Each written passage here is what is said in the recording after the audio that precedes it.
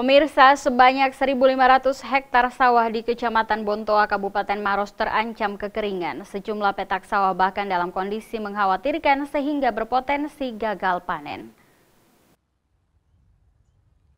Sebanyak 1.500 hektar sawah di Kecamatan Bontoa, Kabupaten Maros terancam kekeringan. Sejumlah petak sawah bahkan dalam kondisi mengkhawatirkan sehingga berpotensi gagal panen. Kekeringan ini dipicu rusaknya 3 pintu bendungan BB5 di Bonto Jolong, sehingga petani di Kecamatan Maros Baru dan Kecamatan Laut juga terancam gagal panen akibat bendungan tersebut yang merupakan satu-satunya sumber irigasi petani selama ini dalam kondisi rusak. Makanya ini air selalu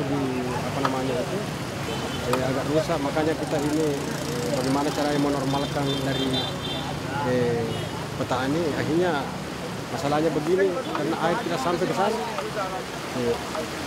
Yang kedua mengenai permasalahan air ini dari atas, itu memang tidak ada masalah dari kepala ranting dengan kepala induk.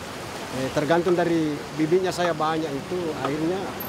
Itu tidak ada masalah, cuma masalahnya dari pintu tidak sampai ke sana karena dia rusak.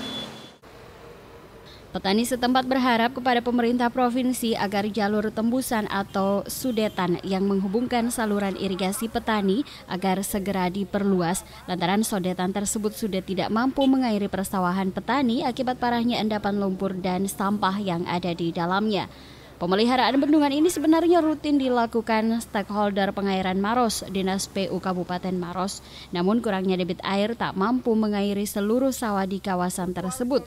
Meski rutin dilakukan pemeliharaan, namun secara teknis dan biaya jauh lebih sulit dan lebih mahal dibandingkan dengan tahun sebelumnya. Sampai saat ini belum ada rehabilitasi dari instansi terkait. Petani berharap pemerintah provinsi bisa bertindak cepat untuk mengatasi rusaknya pintu bendungan tersebut. Dari Kabupaten Maros, Ansar Tomaru, GoTV memberitakan.